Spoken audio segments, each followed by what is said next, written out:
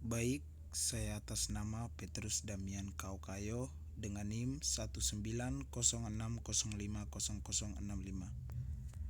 Saya dari Fakultas Sains dan Teknik, Program Studi Biologi dari Universitas Nusa Cendana. Di sini saya akan menjelaskan tugas mengenai strategi pengelolaan pertanian lahan kering dalam meningkatkan ketahanan pangan di Nusa Tenggara Timur. Saya akan menjelaskan sedikit mengenai latar belakang dari lahan kering. Lahan kering di Nusa Tenggara Timur mempunyai potensi yang lebih besar dibandingkan lahan sawah karena peluang pengembangan lahan kering sangat terbuka untuk mengembangkan berbagai komoditas unggulan lahan kering. Gambaran ini memberi arti bahwa lahan kering di NTT ini merupakan sumber mata pencarian penting bagi sebagian besar penduduk di wilayah ini. Potensi pengembangan pertanian lahan kering cukup besar dibandingkan dengan lahan sawah karena di sini saya akan menjelaskan ada 4 poin. Poin yang pertama, sangat dimungkinkan untuk mengembangkan berbagai macam komoditas pertanian untuk keperluan ekspor.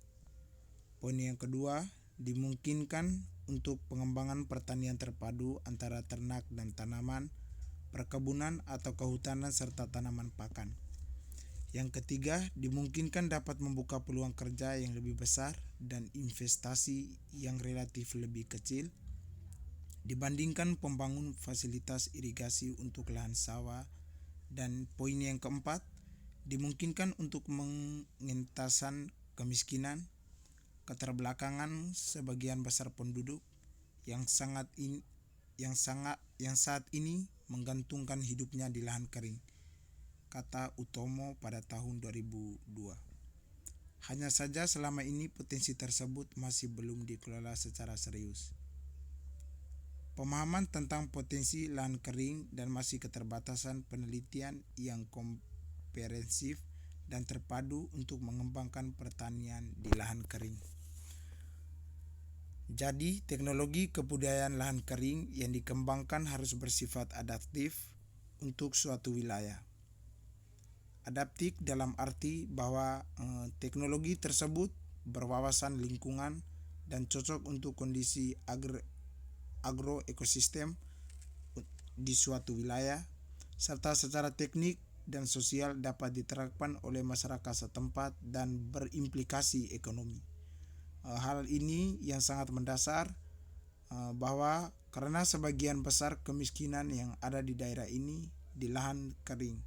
Di samping itu, lahan kering ini adalah tumpuan harapan hidup sebagian besar petani di Provinsi NTT serta merupakan wilayah penyangga atau green belt untuk mempertahankan kualitas lingkungan. Ada juga permasalahan lahan kering di NTT. Saya akan menjelaskan 4 poin. Agroekosistem lahan kering memiliki berbagai masalah. Masalah yang pertama, keterbatasan biofisik lahan kering. Lahan kering umumnya memiliki karakteristik khas, yakni fisiografi lahan yang sangat beragam, dari berombak, bergelombang hingga berbukit atau berlereng dengan jenis tanah yang bervariasi, sehingga relatif rentan terhadap degradasi atau erosi sangat tinggi, terutama di daerah berlereng dan perbukitan dengan lapisan olah tanah yang dangkal. Keterbatasan biofisik lahan ini di infrastruktur ekonomi menyebabkan teknologi usaha tani menjadi relatif mahal bagi petani lahan kering. Permasalahan yang kedua, produktivitas lahan dan produksi tanaman. Sebagian besar lahan kering mempunyai tingkat kesuburan rendah. Secara inheren, kesuburan tanah lahan kering sangat rendah dicirikan oleh rendahnya karbon organik tanah. Hasil penelitian pada seorang ahli, Mateus dan kawan-kawan pada tahun 2016 menjelaskan bahwa pada Usaha Tani Lahan Kering di wilayah Kabupaten Kupang menemukan bahwa kandungan karbon organik tanah berada pada kategori rendah, yakni berkisar antara 1,47 sampai 2,24%. Selain itu, agregat tanah yang kurang mantap sehingga peka terhadap fenomena degradasi lahan terutama akibat erosi. Ada juga kandungan hara utama N, P, dan K yang relatif rendah. Ameliorasi tanah sangat jarang dilakukan petani sehingga mempercepat degradasi tanah. Poin yang ketiga, kekeringan. Lahan kering di NTT ini juga memiliki iklim kering dengan distribusi dan intensitas curah hujan yang tidak merata dan tidak menentu erratik, sehingga kerap kali kegagalan panen terjadi sebagai akibat keterbatasan ketersediaan air. Poin yang keempat, infrastruktur ekonomi di daerah lahan kering umumnya tidak sebaik di daerah lahan sawah. Kondisi tersebut menyebabkan pemasaran produk pertanian di lahan kering tidak berlangsung secara efisien dan ketika itu juga cenderung merugikan petani. Kebijakan harga kurang efektif untuk merangsang pemanfaatan lahan kering dalam kegiatan usaha pertanian. Poin yang kelima, teknologi produksi. Teknologi produksi yang diterapkan petani lahan kering, baik juga tanaman setahun maupun tanaman tahunan relatif masih sederhana. Seperti teknologi produksi ini, penggunaan bibit dan varietas yang banyak berasal dari sumber lokal yang kualitasnya tidak terjamin, dengan cara penanaman dan pemeliharaan yang belum mengikuti anjuran.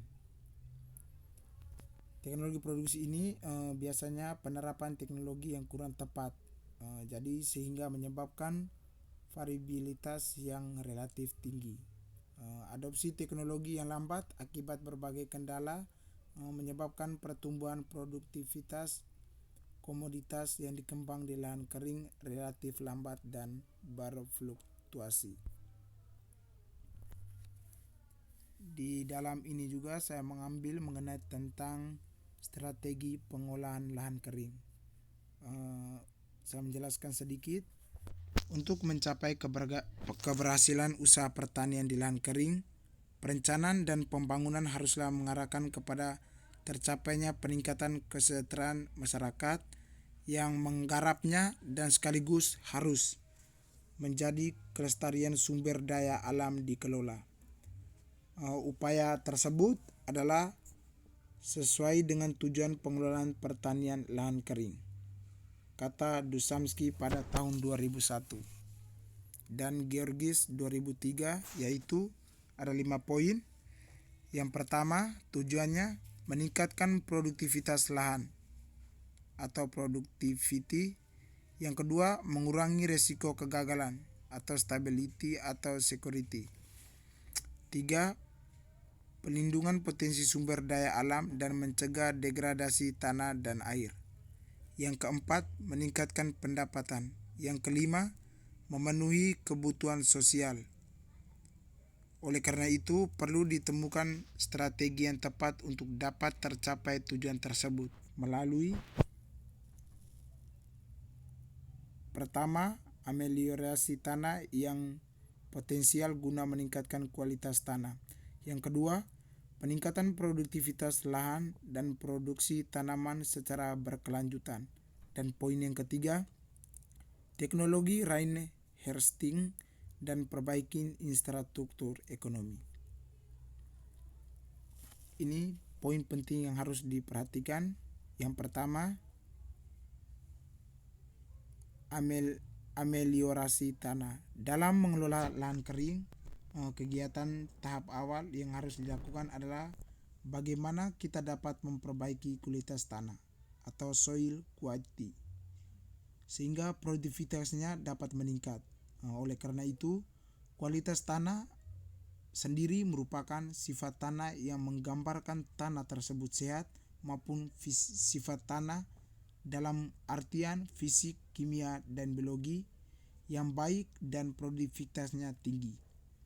Tanah berkualitas tinggi berarti tanah tersebut mempunyai kemampuan tinggi dalam menyediakan hara, air, dan udara tanah untuk meningkatkan produktivitas lahan dan mempunyai daya tanah yang tinggi terhadap pengaruh degradasi tanah. Yang kedua, peningkatan produktivitas lahan dan produksi tanaman secara berkelanjutan.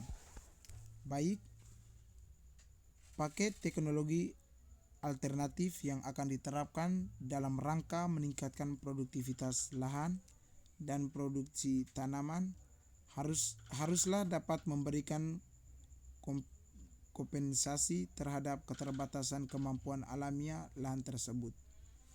Dalam hal ini, teknologi yang sesuai adalah teknologi tepat guna yang mengutamakan daya dukung lahan, baik dilihat dari upaya mengeliminasi pengaruh degradasi lahan maupun faktor-faktor yang pembatas kesuburan tanah dan keterbatasan ketersediaan air. Poin yang ketiga, teknologi rain harvesting. Dampak kekeringan dan banjir kini dirasakan semakin besar dan resiko pertanian semakin meningkat serta sulit diprediksi. Sementara itu, tekanan penduduk yang di luar biasa menyebabkan kerusakan hutan dan daur hidrologi tidak terelakkan lagi. Indikatornya dalam teknologi ini, debit sungai merosot tajam di musim kemarau, sementara di musim penghujanan debit air meningkat tajam. Rendahnya daya serap dan kapasitas simpan air di DAS ini menyebabkan pasokan air untuk pertanian semakin tidak menentu. Kondisi ini diperburuk dengan terjadinya kekeringan agronomis sebagai akibat pemilihan komoditas yang tidak sesuai dengan kemampuan pasokan airnya. Yang keempat, perbaikan infrastruktur ekonomi. Secara umum,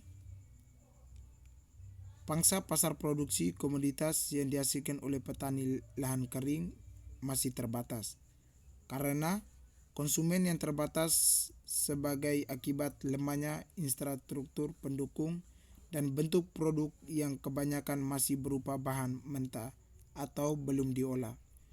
Sehingga peningkatan produksi dari suatu komoditas dengan pasang pasar yang terbatas tidak selalu membawa kepada peningkatan pendapatan nyata.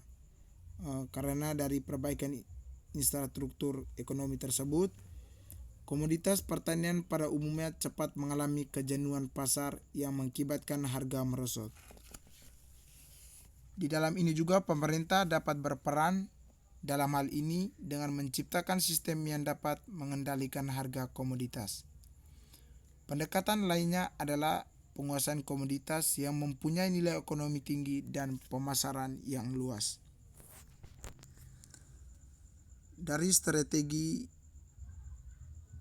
yang sudah saya jelaskan, di sini saya akan menyimpulkan bahwa teknologi budidaya lahan kering melalui tindakan ameliorasi guna memperbaiki kualitas tanah dengan memanfaatkan sumber daya lokal yang bersifat in situ serta prioritas diversifikasi komoditas unggulan lahan kering harus sesuai dengan kondisi agroekosistem wilayah, yaitu dapat diterima oleh masyarakat setempat dan memberikan nilai tambah bagi pendapatan usaha tani. Untuk itu, yang diharapkan bahwa peran pemerintah untuk memberikan perhatian, terutama dalam kebijakan yang menyangkut pertanian dan keberpihakan yang harus lebih serius dan lebih besar terhadap pengembangan pertanian di lahan kering dibandingkan yang dilakukan selama ini. Pola pengembangan lahan kering secara terstruktur seyogyanya menjadi agenda restra pemerintah daerah. Koordinasi harmonis antara sektor pelaku pembangunan pertanian lahan kering dengan masyarakat petani dalam pembinaan SDM sumber daya manusia dan kelembagaan harus dikembangkan dengan tetap memacu pada aspek pemberdayaan masyarakat. Terima kasih, itu saja dari saya. Sekian dan terima kasih.